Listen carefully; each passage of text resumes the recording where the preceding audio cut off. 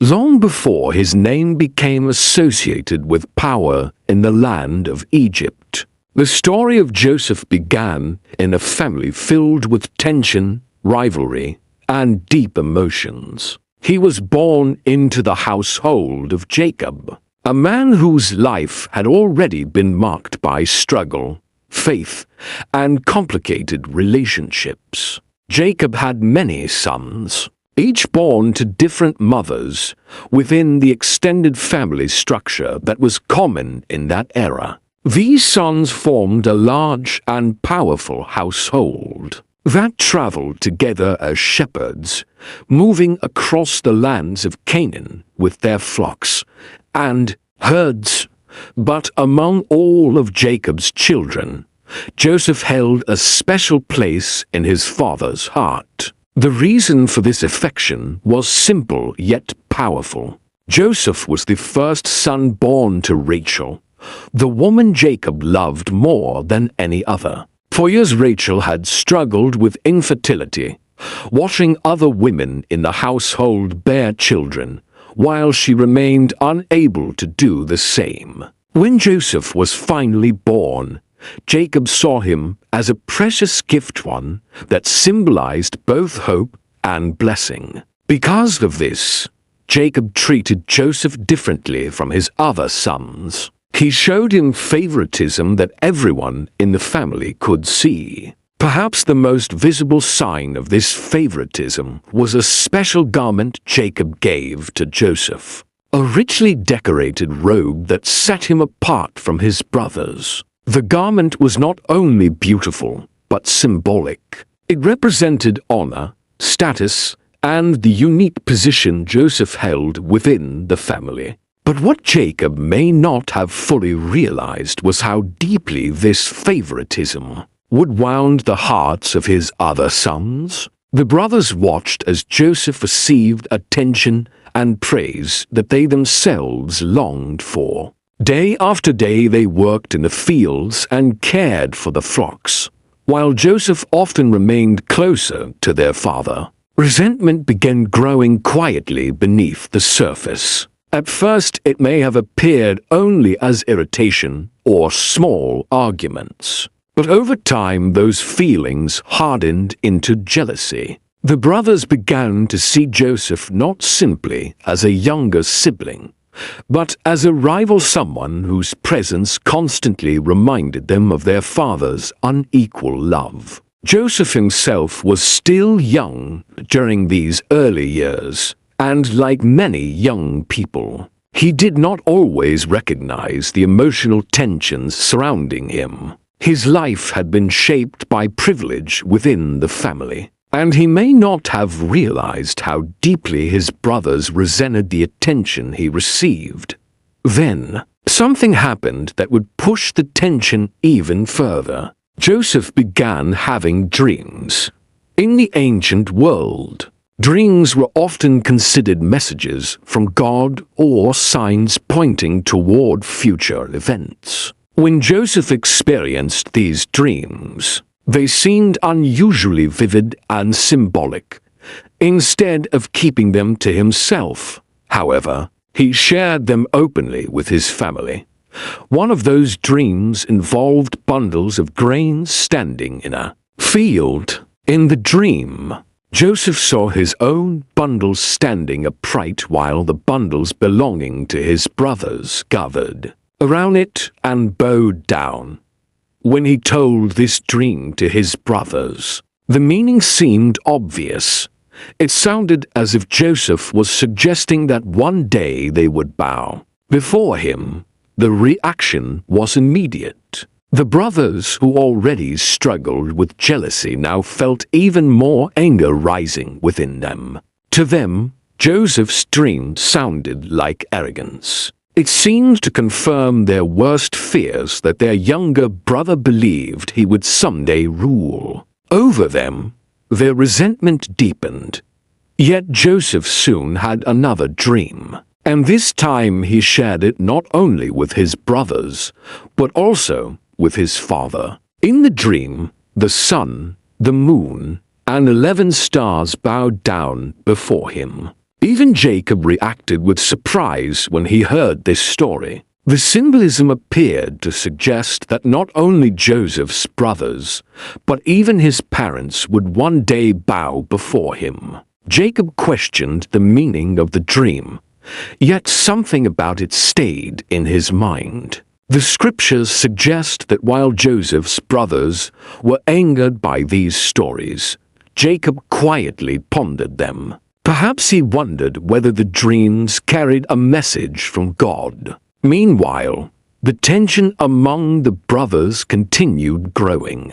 Day after day they worked together in the fields, caring for the flocks that sustained the family's wealth and survival. But the presence of Joseph, his special robe, his dreams, and his favored status remained a constant reminder of the imbalance within the household. Eventually, the moment came when these emotions would erupt into action. One day, Jacob sent Joseph to check on his brothers, who had taken the flocks far from home to graze in distant fields. Wearing the robe that symbolized his father's favor, Joseph set out across the countryside to find them.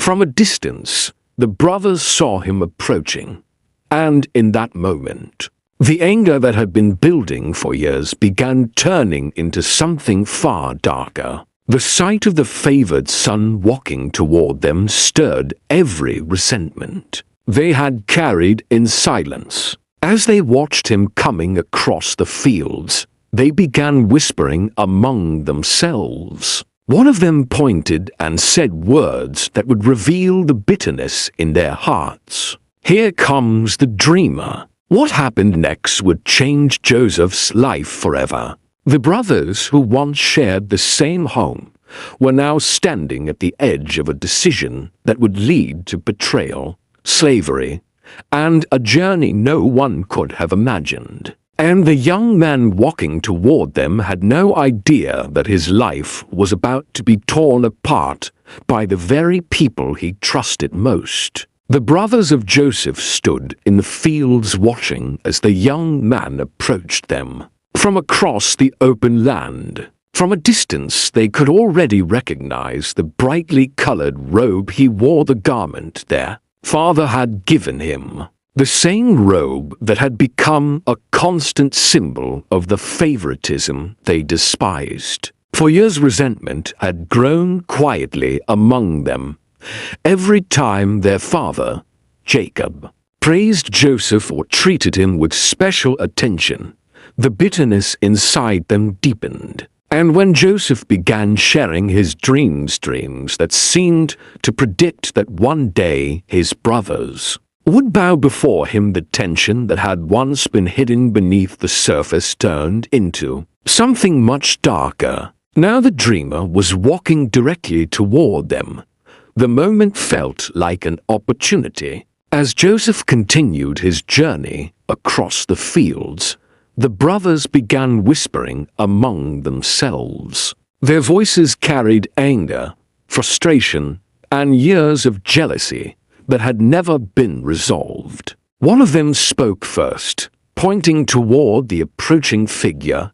"Here comes the dreamer." The words carried both mockery and hostility. Another brother suggested something far more serious. What if they simply ended the problem forever?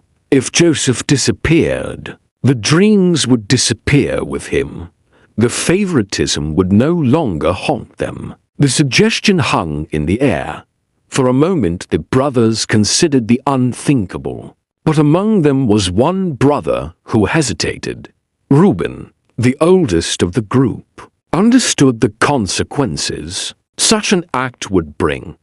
He may not have shared Joseph's favored status, but he was not ready to stain their family with blood. Reuben quickly proposed another plan. Instead of killing Joseph, they could throw him into a nearby pit, an empty cistern used for collecting water during the rainy seasons. The pit was deep enough that Joseph would not be able to escape on his own. To the other brothers, the idea seemed acceptable. What they did not realize was that Reuben secretly intended to return later and rescue Joseph. Once the others had left, as Joseph finally reached the group, he likely greeted his brothers with no suspicion of the danger surrounding him. He had come only to carry out the task his father had given him to check on the condition of the flocks and report back. But before he could speak much, the brothers surrounded him. They grabbed him roughly and stripped the colorful robe from his shoulders. The garment that had symbolized his father's love now became a reminder of their hatred. Joseph must have been shocked and confused as they pushed him toward the pit. The cistern was dry, its stone walls dropping sharply into darkness below. With little hesitation, the brothers threw him inside. Joseph fell into the empty chamber with no way to climb back out. Above him the circle of sky appeared small and distant. The voices of his brothers echoed faintly from above as they stepped away from the pit.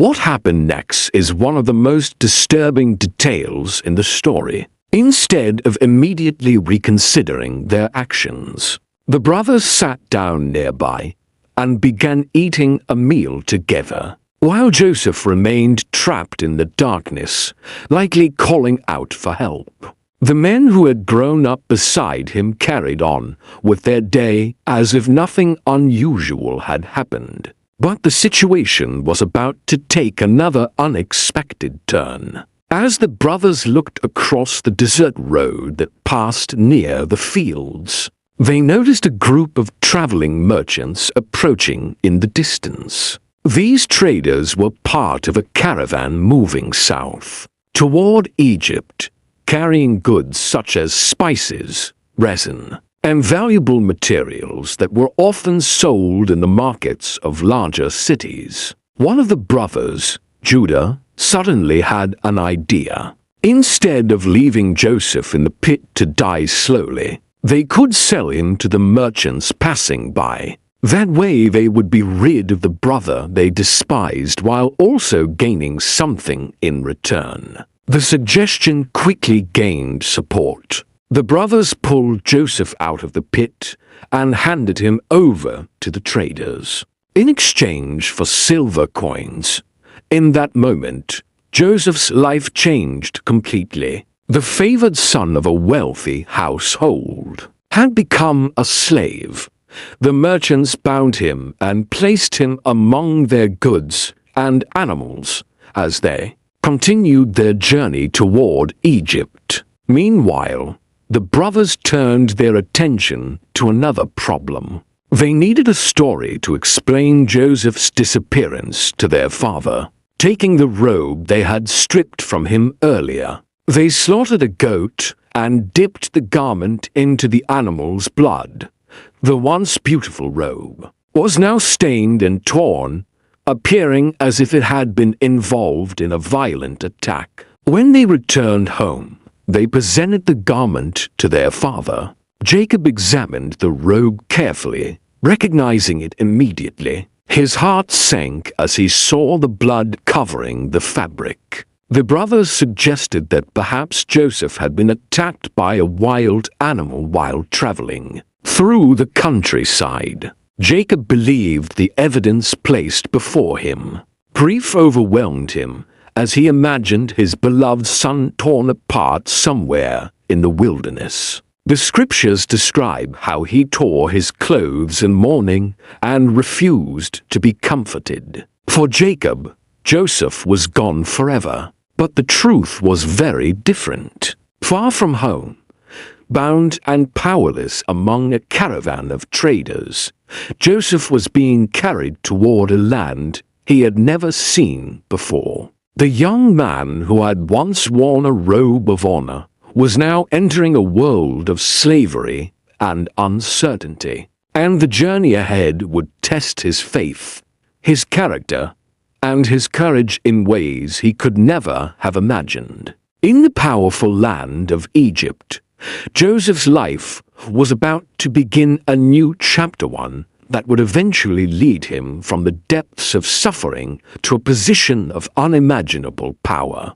The caravan carrying Joseph moved steadily southward through the dry landscapes between Canaan and Egypt, bound and surrounded by strangers. Joseph could only watch as the familiar world of his childhood disappeared behind him. The hills and pastures where he had once walked freely were now far away, and with every mile the reality of his situation became clearer. He was no longer the favored son of a powerful family. He was now a slave. In the ancient world, slavery was a brutal and unforgiving reality. Those who were sold into slavery had almost no control over their future. They became the property of whoever purchased them, forced to serve in homes, fields, or government institutions, depending on where they were taken. Joseph had no idea what kind of life awaited him in Egypt. For days the caravan traveled along dusty roads that connected distant regions of trade. The merchants guiding the animals, and wagons were experienced travelers, moving valuable goods such as spices, perfumes, and rare materials from one kingdom to another. Joseph was simply another item among their cargo. Eventually, the caravan arrived in one of the most powerful civilizations of the ancient world, Egypt. Along the banks of the Nile River, Egyptian cities flourished with wealth, agriculture, and monumental architecture. Massive temples rose toward the sky, statues of kings guarded palace entrances, and bustling markets filled the streets with merchants and buyers from across the region. At the center of this powerful society ruled a king known as the Pharaoh, the absolute authority over the land. Joseph entered this world not as a visitor or traveler but as property. Soon after arriving, he was sold in a slave market to an Egyptian official named Potiphar. Potiphar served as a captain of the royal guard, a position of significant authority within the Egyptian government. His household was large and well organized, filled with servants responsible for managing various duties. Joseph was brought into this household as one of those servants. At first, his tasks were likely simple and demanding labor that required obedience and hard work. Yet something about Joseph quickly began to stand out. Even in the difficult circumstances of slavery, Joseph worked with discipline and intelligence. He performed his responsibilities faithfully and handled every task with care. Over time, Potiphar began to notice that the young Hebrew slave seemed unusually capable. More than that, the scriptures describe that the presence of God was with Joseph. This spiritual detail becomes an important part of the story. While Joseph had lost his home, his freedom, and the support of his family, he had not lost his faith. Despite the injustice of what had happened to him, he continued living with integrity, and slowly, his situation began to change. Potiphar started trusting Joseph with greater responsibilities. What began as ordinary household work gradually expanded into positions of supervision. Joseph proved himself capable of organizing tasks, managing other servants, and overseeing important aspects of the household's operations. Eventually, Potiphar made a remarkable decision. He placed Joseph in charge of his entire household. The former slave now managed the daily affairs of one of Egypt's high-ranking officials. Everything in Potiphar's house, his servants, resources, and possessions was placed under Joseph's authority. For the first time since being betrayed by his brothers, Joseph experienced stability again. Yet the story was far from over. The very success Joseph achieved in Potiphar's household soon attracted attention in an unexpected and dangerous way. The scriptures describe Joseph as a man of striking appearance and strong character. His presence and confidence likely made him noticeable among the servants and visitors who passed through the household. Among those who noticed him was Potiphar's wife. Over time, she began watching Joseph with increasing interest. What may have begun as curiosity soon turned into something far more serious. She approached Joseph with a request that placed him in a dangerous moral situation.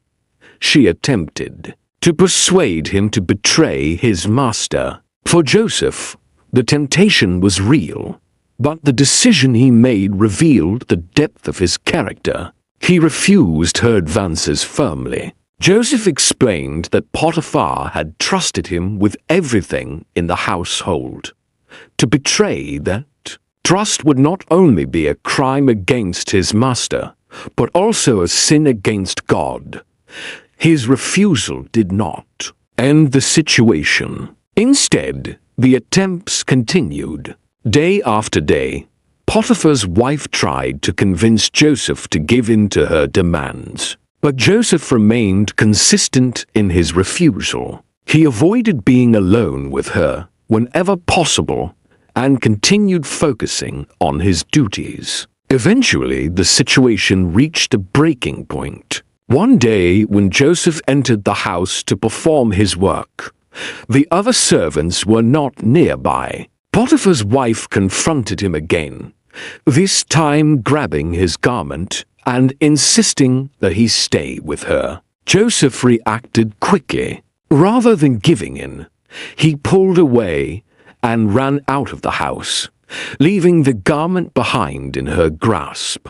Humiliated and angry, Potiphar's wife immediately turned the situation into an accusation. Holding the garment as supposed evidence, she called the household servants and claimed that Joseph had attempted to attack her. The story spread quickly. When Potiphar returned home, she repeated the accusation, presenting Joseph's abandoned garment as proof of the supposed crime. For Joseph, the consequences were devastating. Despite his loyalty and integrity, he now stood accused of a serious offense against his master's household. In a society where slaves had little power to defend themselves, the outcome seemed almost inevitable. Potiphar ordered that Joseph be arrested. The young man who had risen from slave to trusted overseer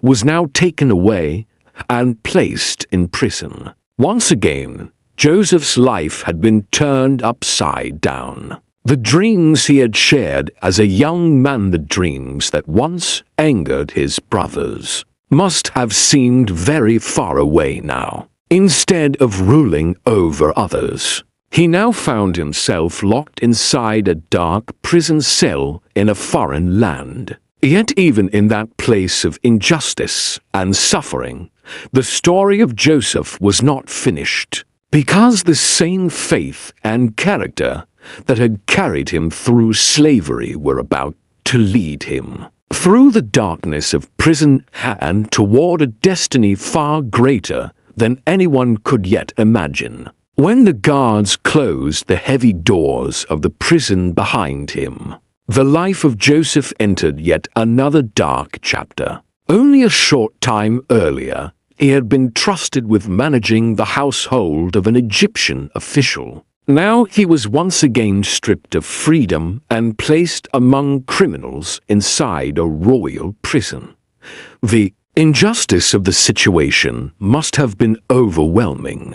Joseph had done nothing wrong. He had resisted temptation, remained loyal to his master, and acted with integrity. Yet those choices had led him not to reward, but to punishment. In a foreign land where he had no family and no influence, he now faced a future that appeared uncertain and bleak.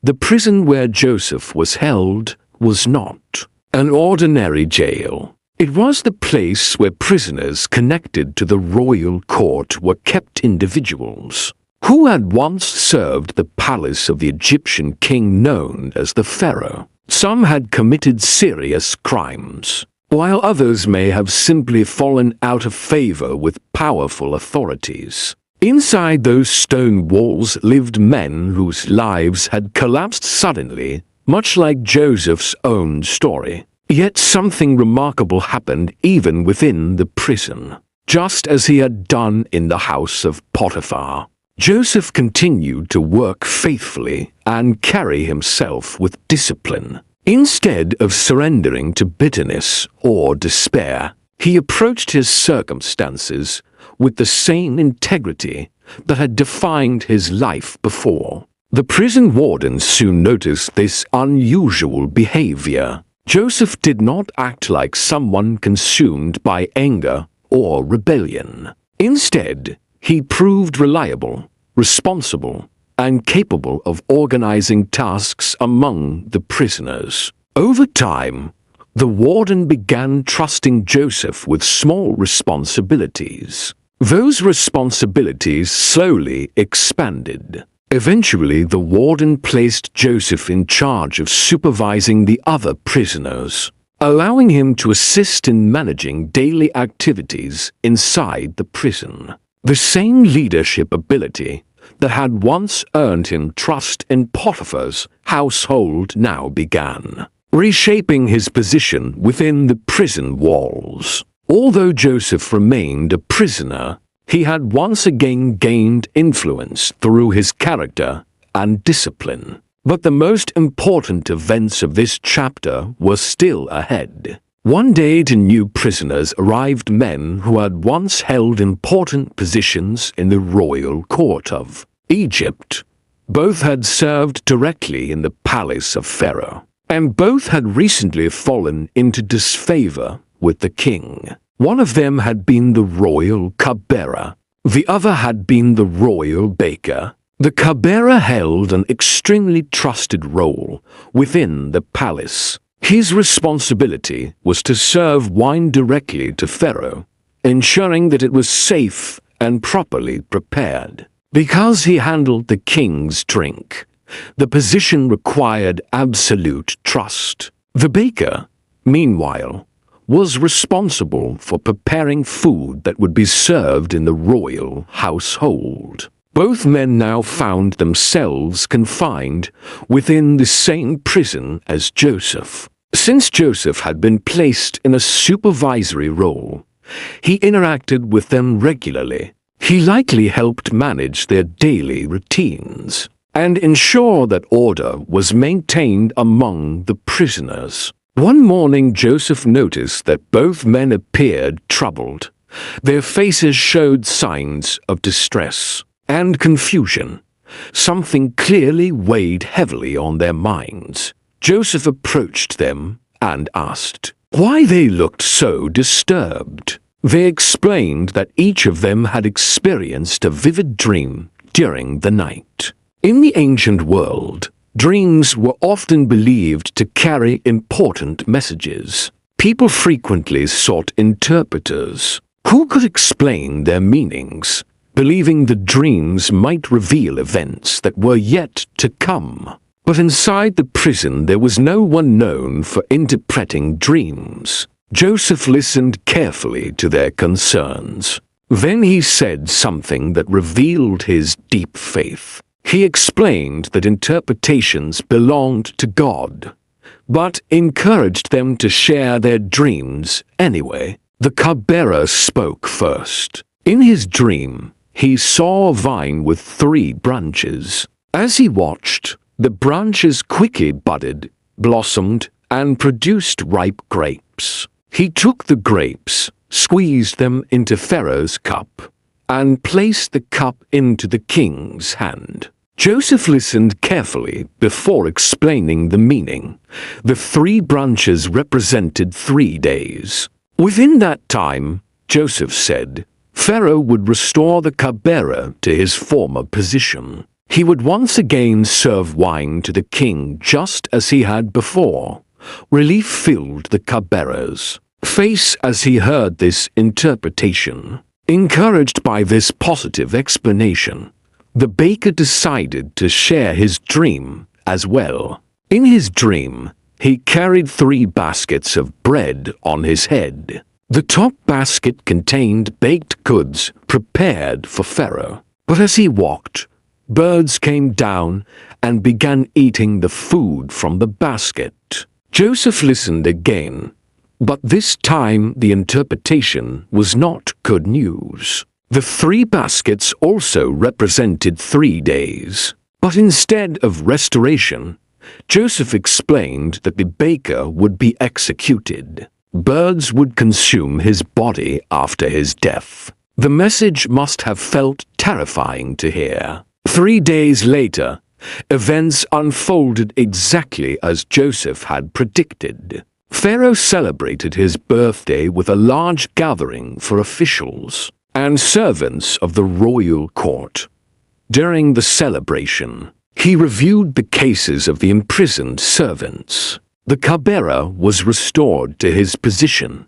The baker was executed. Joseph's interpretations had proven completely accurate. Before the cupbearer left the prison, Joseph made a simple request. He asked the man to remember him when he returned to Pharaoh's court.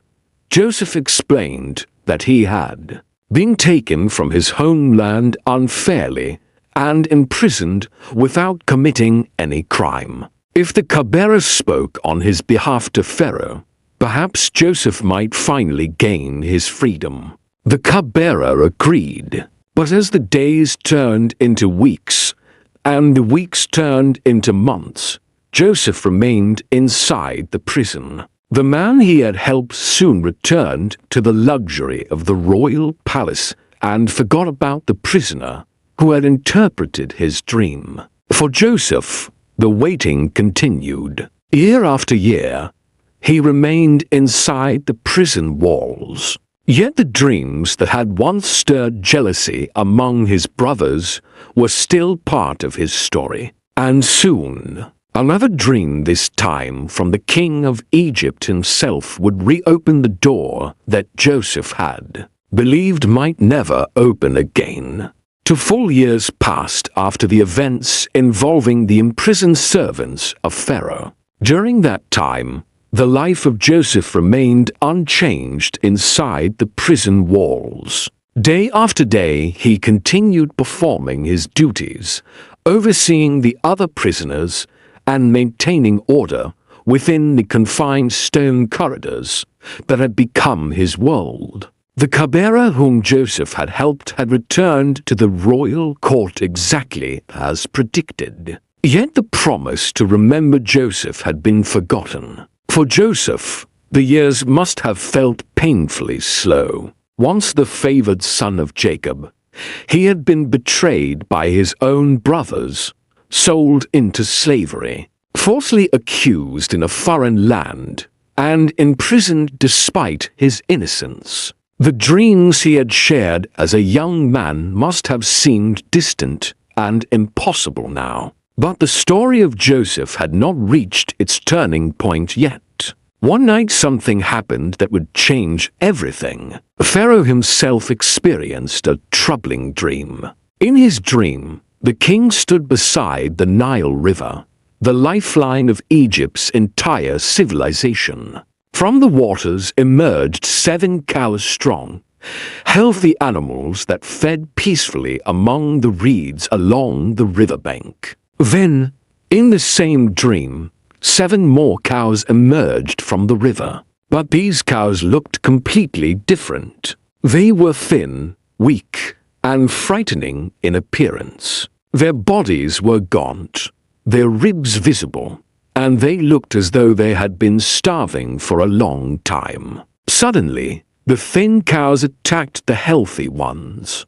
To Pharaoh's shock, the starving cows devoured the strong ones entirely. Yet even after eating them, the thin cows remained just as skeletal and sickly as before. Pharaoh awoke from the dream deeply disturbed. He fell asleep again soon afterward, but another dream followed. This time he saw 7 heads of grain growing on a single stalk. The grain appeared full, rich, and healthy, exactly what farmers hoped to see during a successful harvest season. Then 7 more heads of grain appeared, but these were thin and withered, scorched by the hot desert winds. Before Pharaoh could understand what was happening, the thin heads of grain swallowed the healthy ones. When Pharaoh woke again, the sense of unease was overwhelming. In the ancient world, kings often believed dreams could contain messages about the future or warnings from the gods. Pharaoh immediately called for the wise men and magicians of Egypt, individuals known for interpreting dreams and advising the royal court. Yet, when Pharaoh described the dreams, none of them could explain their meaning. Confusion spread through the palace. It was at that moment that the royal cupbearer suddenly remembered something.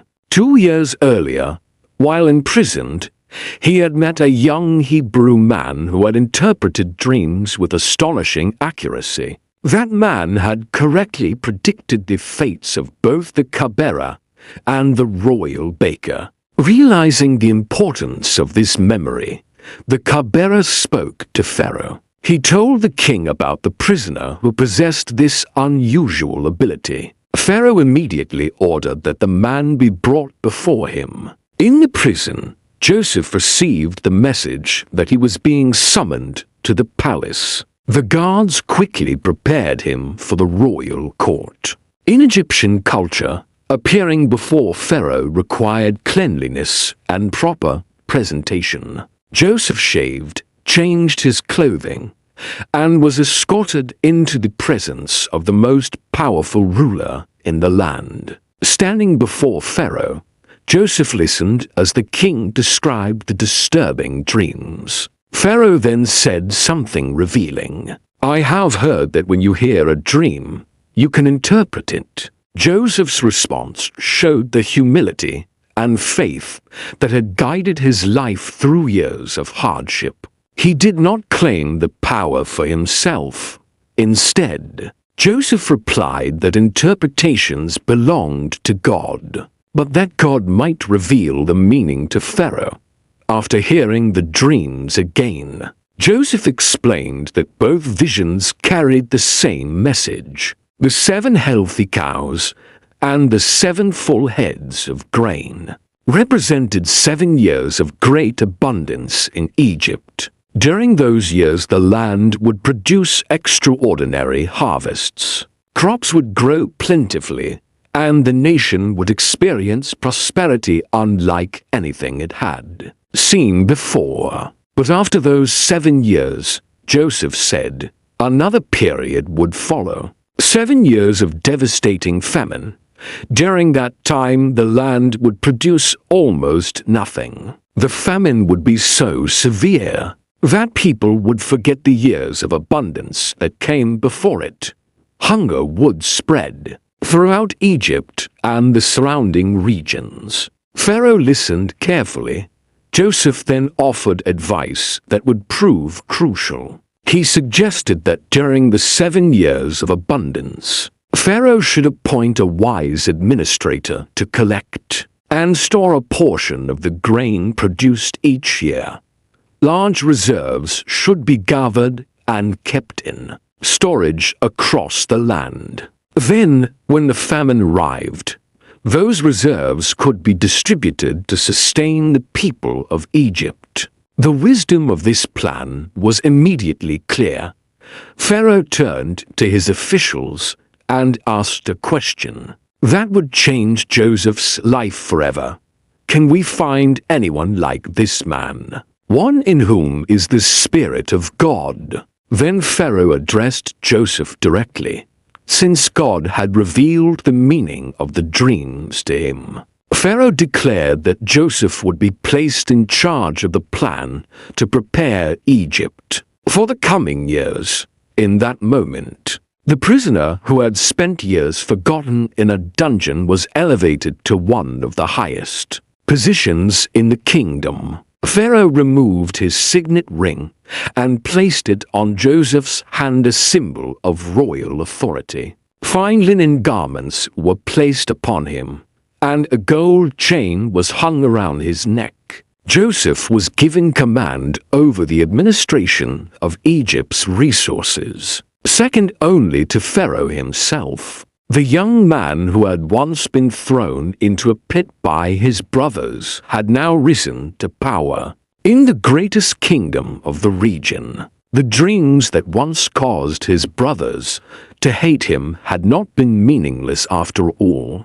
They had been the beginning of a journey that would transform a betrayed slave into the ruler, responsible for saving nations from disaster. Yet Joseph's story was not finished, because the famine he predicted would soon reach far beyond the borders of Egypt, eventually bringing the very brothers who betrayed him face to face with the man they thought they had destroyed forever. The years that followed the rise of Joseph into power unfolded exactly as he had foretold. Across the land of Egypt, the first 7 years brought extraordinary abundance. The Nile flooded at the right times.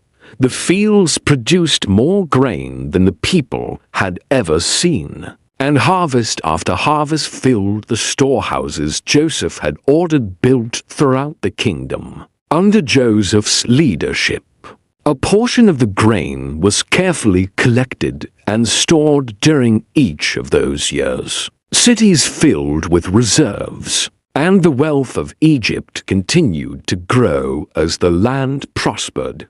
Too many. These years must have seemed like a time of endless blessing, but Joseph knew they were only the beginning. When the 7th year passed, the pattern changed. The rains failed. The crops withered. The land that had once overflowed with life began to dry beneath the heat of the sun. The famine had begun. At first it affected small regions, but soon it spread across Egypt and into the surrounding lands. Fields lay barren, food became scarce, and people began searching desperately for ways to survive. But Egypt was prepared. Because of Joseph's plan, the storehouses built during the years of abundance were now opened. Grain was distributed to the people, and while other nations struggled with starvation, Egypt became a place where food could still be found. Word spread quickly across distant lands. There was grain in Egypt. Among those who heard this news was a man living far away in Canaan, an aging father named Jacob. Years earlier, Jacob had believed his beloved son Joseph was dead. The grief had never fully left him. Though time had passed, the loss still weighed heavily on his heart. Now another crisis threatened his family. The famine had reached Canaan, and food was becoming scarce. Jacob called his sons together and gave them a command.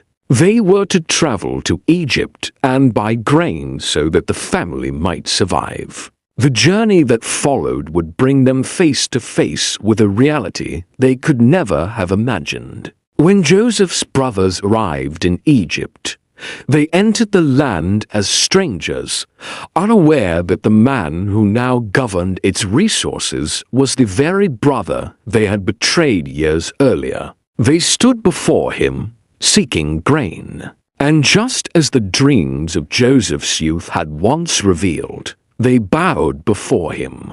Joseph recognized them immediately. Time had changed him.